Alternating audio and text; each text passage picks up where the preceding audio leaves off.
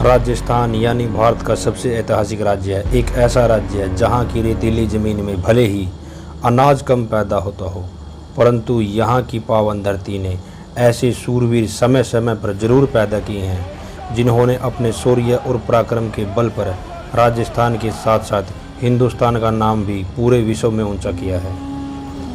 बात उस समय की है 1660 ईस्वी में, जब दिल्ली की सत्ता पर मुग़ल बादशाह औरंगजेब की हुकूमत हुआ करती थी। औरंगजेब के काल में मुग़ल खजाने की बढ़ोतरी के लिए किसानों पर भारी कर लगा दिए गए। इस शाही आदेश के बाद देश के अलग अलग हिस्सों से किसानों से जबरन कर वसूले जाने लगे। तभी ब्रजभूमि के किसानों ने गोकुला जाट के नेतृत्व में किसी भी कीमत पर मुगलिया सल्तनत को कर देने से इनकार कर दिया। दिल्ली के तख्त को अस्वीकार करने पर औरंगजेब ने गोकुला जाट को कैद करने के लिए विशाल सेना के साथ ब्रज पर चढ़ाई कर दी, लेकिन वह गोकुला को कैद करने में नाकाम रहा। औरंगजेब ने लगातार 3 बार ब्रजभूमि पर आक्रमण किया, पर जाटों से हर बार उसको हार मिली। लेकिन 1669 में मुगलों और जाटों के बीच एक ज़बरदस्त भिड़ंत हुई। इस बार मुगल सेना ने गोकुला और उसके हजारों सैनिकों को बंदी बना लिया। ये सभी बंदी आगरा लाए गए। इन्हें आगरा के बीच में चौराहे पर कई टुकड़ों में काट दिया गया। इस घटना के बाद तो मानो संपूर्ण ब्रजभूमि पर किसानों का सैलाब उमड़ पड़ा। यहीं पर गोकुला के पुत्र राजा राम सिंह सिनवार को सरदार चुना गया। राम सिंह सिनवार ने एक सेना का निर्माण किया और 1681 में आगरा के निकट सिकंदरा पर आक्रमण करके अकबर के मकबरे को लूटकर अपने पिता गोकुला जाट की मौत का बदला लिया। इस हमले में जाटों ने मुगलों की बेशुमार दौलत को अपने कब्जे में ले लिया। धीरे धीरे जाटों का रुतबा बढ़ने लगा, उनके नाम की पहचान होने लगी। बदलते दौर में राजा राम सिंह सिनवार के पुत्र बदन सिंह ने आगरा के मुगलिया थाने पर आक्रमण करके आगरा के एक बड़े इलाके पर अपना दबदबा कायम कर लिया। तभी जन्म हुआ जाटों के एक नायाब सितारे का, जिन्होंने अपने शौर्य के ताप से भरतपुर में एक नए साम्राज्य का निर्माण किया, जिसका नाम था जाट सूरजमल। महाराजा सूरजमल का जन्म 13 फरवरी 1707 को राजस्थान के वज्र रियासत के राजा बदन सिंह के घर पर हुआ। संयोग से इतिहास का ये वही तारीख थी जब मुग़ल बादशाह औरंगजेब की मृत्यु हुई थी। सूरजमल अपनी किशोरा अवस्था से ही अपनी दूरदर्शिता, कूटनीति, कुशल प्रशासन और बहादुरी की वजह से पूरे ब्रज प्रदेश में चाहते बन गए थे। राजपूत राजाओं के बीच पैदा हुए इकलौते जाट महाराज सूरजमल, जिस दौर में राजपूत शासक टूट चुके थे और मुगलों से वे अपनी रियासत बचाने के लिए हर समय प्रयास कर रहे थे, उस दौर में थे बाहुबली जाट राजा अकेला ही मुगल शासकों से लोहा ले रहा था। एक बार फिर से आपका स्वागत है आपके अपने YouTube चैनल में।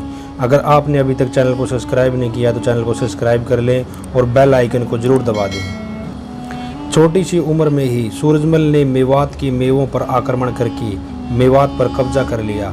1732 में पिता के आदेश से सूरजमल ने डीग के सोगरियों पर आक्रमण करके डीग सहित एक बड़े इलाके को जीत लिया। इसी समय इस विराट विजय के बाद सूरजमल ने भरतपुर में लोहागढ़ के किले का निर्माण करवाया, जहां विधिवत रूप से महाराजा श्री सूरजमल का राज्याभिषेक किया गया। ये वही सूरजमल है जिसने 1 महीने तक दिल्ली के बादशाहों को दिल्ली में कैद कर दिया।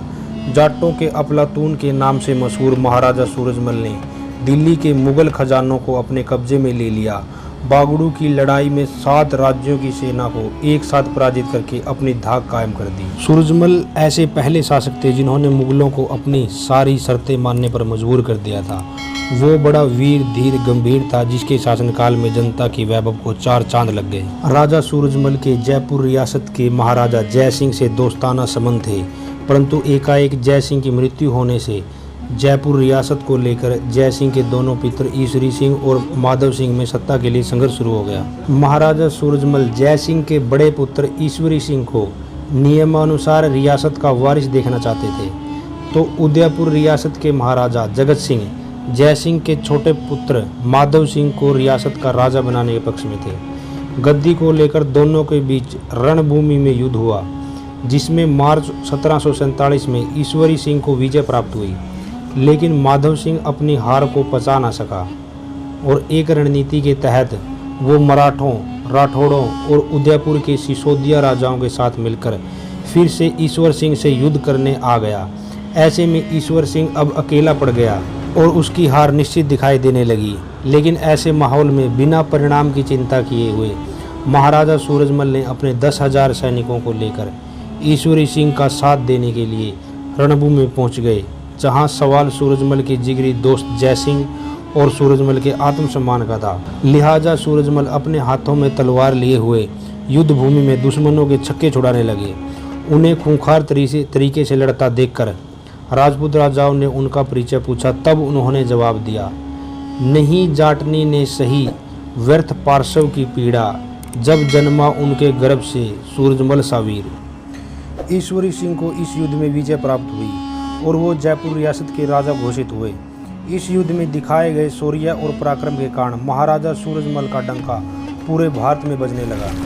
महाराजा ईश्वरी सिंह का जयपुर की गद्दी पर राज तिलक करवाकर महाराजा सूरजमल भरतपुर की तरफ निकले, जहां संपूर्ण ब्रजभूमि सूरजमल के जयकारों से गूंजने लगी।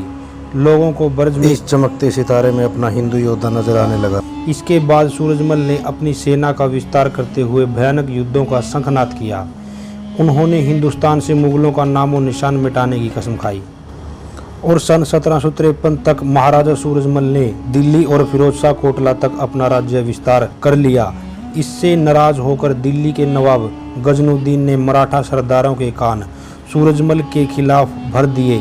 इसका परिणाम ये हुआ कि मराठा सरदारों ने मिलकर महाराजा सूरजमल की रियासत भरतपुर पर चढ़ाई कर दी और 3 महीने से भी ज़्यादा समय तक कुम्हेलकर के किले को घेर कर रखा। लेकिन मराठा सरदार भरतपुर कर कब्जा करने में असफल रहे और इस हमले की कीमत महाराजा सूरजमल ने मराठा सरदार मनहार राव के बेटे खांडेकर राव होलकर को मौत के घाट उतारकर चुकता कर दी। कोई चारा न देखकर मराठों को सूरजमल से संधि करनी पड़ी। महाराजा सूरजमल ने अपनी दूरदर्शिता का प्रयोग कर अवैध लोहागढ़ किले का निर्माण भी करवाया। अंग्रेज 13 बार आक्रमण करके भी इस किले को भेद पाने में असफल रहे थे। ये लोहागढ़ का किला मिट्टी का बना हुआ था।